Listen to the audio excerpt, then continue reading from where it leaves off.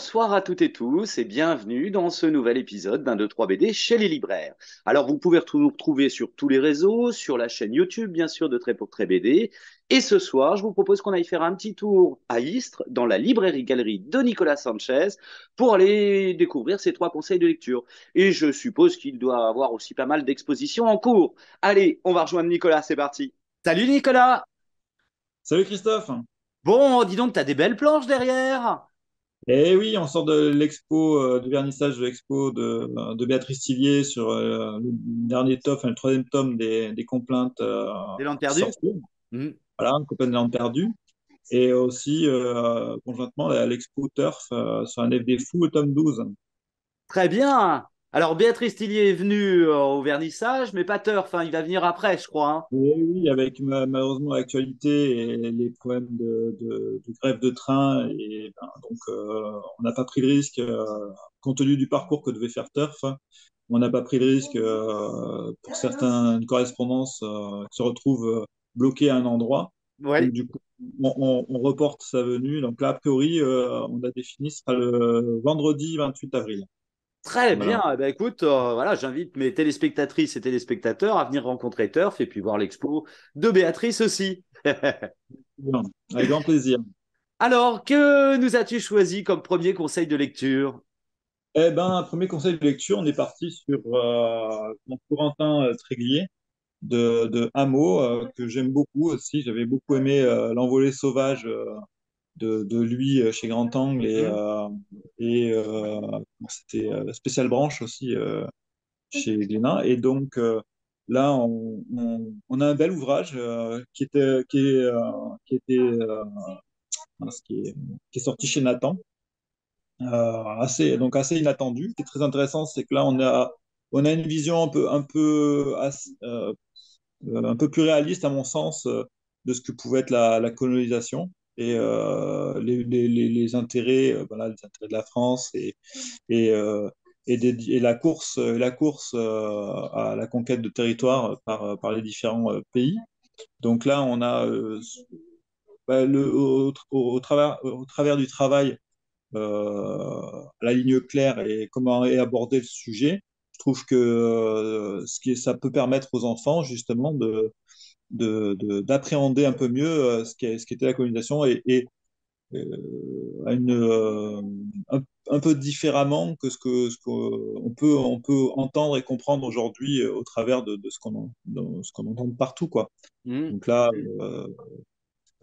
et donc pour l'histoire donc de cet ouvrage, on a Corentin donc qui est mandaté par le ministère du gouvernement français d'aller explorer un territoire en Afrique qui semble-t-il, n'est occupé par aucun pays Ouais. concurrent. Et donc on voit que Corentin lui ne connaît pas particulièrement l'Afrique. Quand il arrive, effectivement, il découvre pour la première fois des hommes noirs et ainsi de suite. Donc il est étonné de voir des constructions, il est étonné de voir qu'il pensait arriver sur des territoires complètement vierges. Et Hmm. finalement, bah, il voit qu'il y a quand même des villages, il voit qu'il y a des pêcheurs, il voit.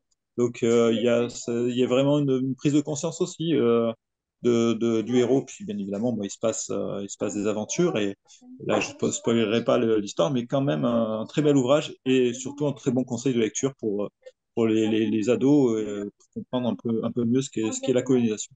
Très Voilà. bien. Impeccable. Deuxième conseil de lecture, allez, on enchaîne. Alors, deuxième conseil de lecture, bah, ne peut pas passer à côté de cet ouvrage, quand même, L'Enfer de Dante.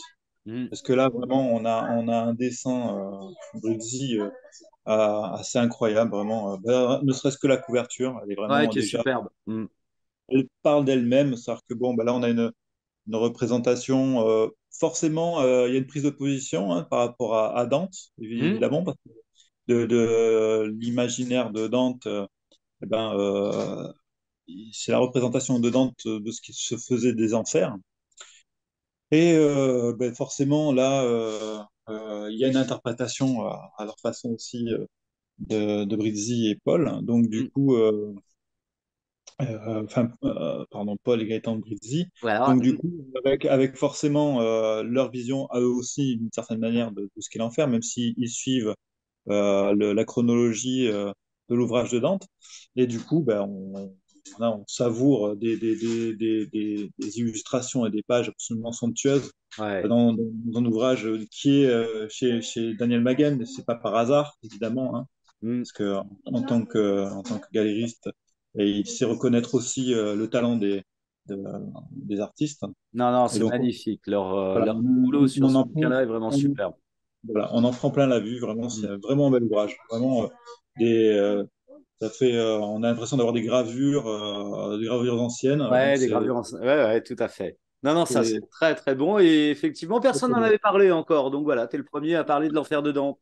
Eh ben, voilà, bah, écoutez, je suis ravi de- d'être le premier pour cet ouvrage. Et puis le troisième, allez, Ah, allons-y. le troisième, moi, c'est bon, un petit coup de cœur, forcément, parce que Frédéric Biel, sur à la recherche de l'homme sauvage. Donc, c'est un peu marrant. Sur deux de mes trois sélections, finalement, on a deux hommes qui partent à l'aventure par rapport à donc Corentin Tréguier et à la recherche de l'homme sauvage.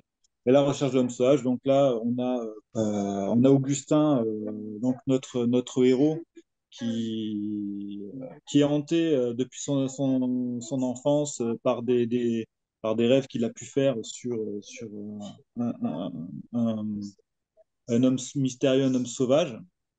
Et il part à la recherche donc, du royaume perdu de Chantril, pardon, qui se trouverait en Asie, et donc à la recherche d'un homme qui vivrait encore à l'état sauvage.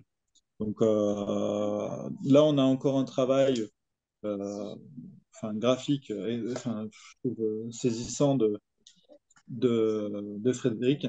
Avec Frédéric a toujours est en recherche constante de,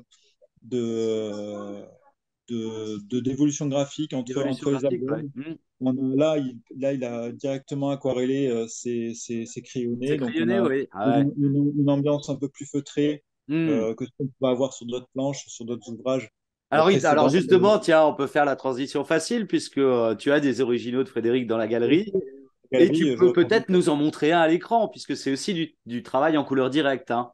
Bien sûr, ah bah, très bien, je vais vous montrer. Donc effectivement, Frédéric, je travaille avec lui sur la galerie d'art et représente sur toute son œuvre. Et j'ai des planches d'Africa Dreams, notamment à l'aquarelle ou Exosmooth, un album tiens, qu'il avait fait, que j'avais beaucoup aimé avec Pierre Macchio. Hmm. Et donc effectivement, on va voir des planches à vous montrer. Où là on a un travail. Alors, je sais pas si on se rend bien compte, mais Ouais. on a un travail très détaillé, Ah, le découpage a l'air d'être étonnant sur celle-ci, hein. ouais, voilà, on a un découpage assez incroyable, hein, avec beaucoup d'intensité dans les différentes tonalités de couleurs. Je peux vous montrer une autre. Donc là, on est sur des planches d'Exosmooth. Voilà, et en fait, et, Superbe, ouais. voilà, le travail est complètement différent. Enfin, complètement différent, non, parce que c'est toujours de l'aquarelle. Hmm. Mais voilà, là, il y a plus d'ancrage que bah, sur le dernier album de La Recherche de l'homme sauvage. On a plus, on n'a pas d'ancrage. Mais ce qui amène aussi un peu plus de mystère finalement dans, euh, dans l'ouvrage, quoi. C'est-à-dire Dans que l'ouvrage, ouais. Hmm. complètement aux besoins de l'histoire, en fait. Voilà. Très bien. Alors pour les conseils de lecture, c'est facile, il suffit de se déplacer à la librairie. Mais Bien pour les sûr. planches, on peut les voir sur ton site, hein, je crois. Oui, tout à fait. Oui, on peut regarder sur le site Nicolas Sanchez, galerie nicolassanchez.fr, sur Hop, ceux voilà, pour qui ceux qui sont un peu loin et qui veulent voir un peu euh, plus précisément le travail. bien sûr. Eh bien, Nicolas, je Alors, te remercie. C'est eh bien, toujours un merci beaucoup, plaisir de venir Christophe. faire un petit tour chez toi parce qu'il y a Eh aussi des ben, objets de collection. Le lieu est oui, vraiment très, très chouette. ben, merci, Christophe. Eh bien, je reviendrai te voir dans quelques semaines pour de nouveaux conseils Ben de oui, lecture et puis la présentation d'une nouvelle expo. avec grand plaisir, avec grand plaisir. Eh bien, je te remercie. Salut, Nicolas. Merci, Christophe. Allez, à bientôt. Merci tout le monde. Au revoir.